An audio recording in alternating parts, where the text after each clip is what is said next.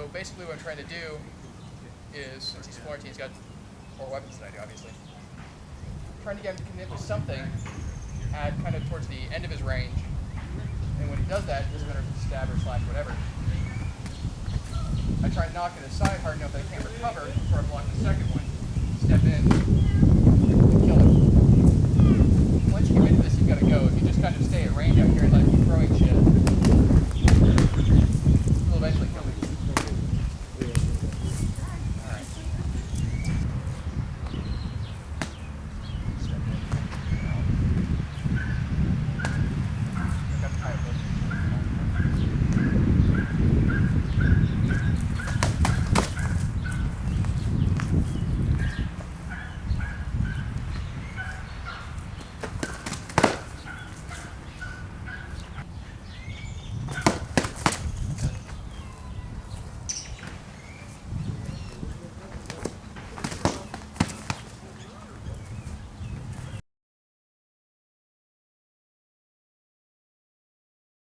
Alright, what he's trying to do is getting me to block out of position, and then he's just going to hit me a lot.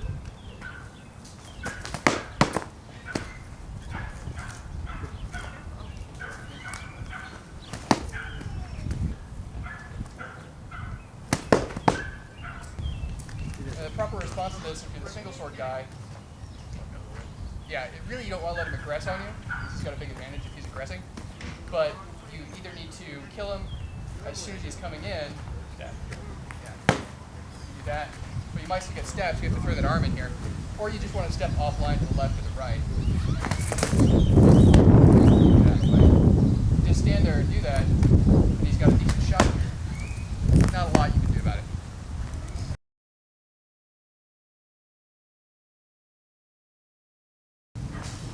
What I'm basically going to do here is I'm going to kind of assess the situation.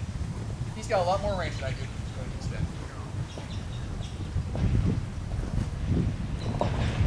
I'm kind of in his arm while he's kind of stabbing me in the armpit. That's a best case scenario.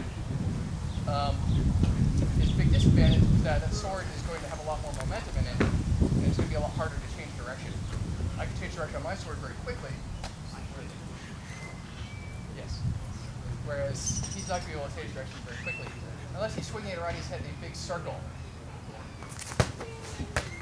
Right. Okay. What I basically want to do is I want to assess what his maximum range is. And if he, without taking a step, his maximum range is about here. So I want to stand right about here. Do I understand? Okay.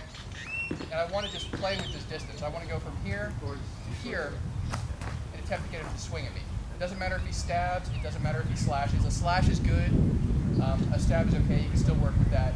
Stabs are a little bit quicker to recover from with great weapons, but a big overhanded slash would be fantastic. So as I step in, obviously I've got a good defense right now. I'm going to step in from outside his range, just inside. As he does, I'm going to step back. So, okay. Now once that happens, once his sword has gone past me, I'm not going to wait for it to actually hit the ground. I'm not going to wait for him to stop the shot. As soon as it's gone past me, I'm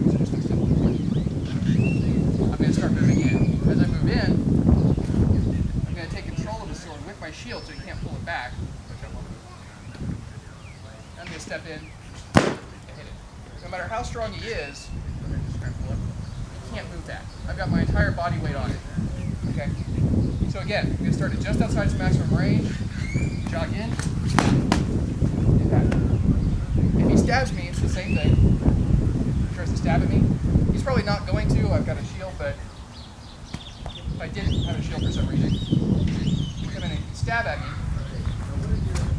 I block it aside like this. You don't have to stop it. You don't even want to stop it. You just want to give it enough impetus to push it aside.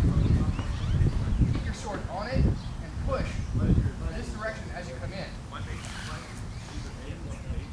Close with him. Oh shit, sorry. Alright. And rack him in the nuts. Yeah. Now, go ahead and step back.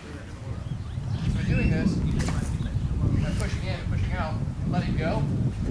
His sword is making contact with me again. Go ahead and push through. But there's nothing on it. It's just a push. So at this distance with that sword, he doesn't have any way to throw a shot. And you can try and block, and you should be trying to block, but I'm still going to get around. What he should be trying to do is get out. He should be trying to step back, step left, something. But you can run faster forwards and they can run backwards, so once they've missed that initial stroke, it's really all over. It's really all there is to taking care of those. It's the same thing if you're single sword, it's the same thing if you're sword and board. It's a little easy if you're sword and board, but single sword or Florentine, it's the exact same thing. If I'm Florentine, again, I'm just going to try and get it to slash at me. I'm going to do that by coming in here, outside of his range, stepping in. I'm going to block this. Now notice, I'm trying to block this really close to my hand. Okay? If I try and block it out here, I can't. It's going to blow straight through and hit me. I'm trying to block it just above my hand. Okay? Because I'm real strong there and he's real weak. I'm actually leveraging my blade at an angle so it comes right down in my hand. He may push it down a little bit, but mostly it's either going to stop or glance off to the right. And I'm not worried about it. Either situation, it's just fine. If it stops, you catch it and you push it like this, you're coming in, and then hit it. If it glances off to the right, you bring your sword down and follow it, and then hit it. If they stab, you've got a couple of options depending on how good they are at stabbing. Either try and block it down and out like this. Okay? If they've got a whole lot of power, you're probably still able to do that, but the timing is real tight. The other thing you can do is you can just step out this way. Block like that so if he stabs at me. Make sure you're coming in. The big thing here is that you need to close distance swiftly. You need to let them swing, and as they're swinging, as soon as you've stopped it from being a threat, you need to close that distance. You can't wait on it. As for closing on a Florentine guy, your single great sword, you shouldn't do it. You should hit them in the legs. Really. You want to do something to draw me out of position a lot, then attack me. The problem here is I only need one weapon to block, and as soon as I block, I should be closing distance. Like, this is why great weapons are really not a great. They're awful. They're totally awful. Okay.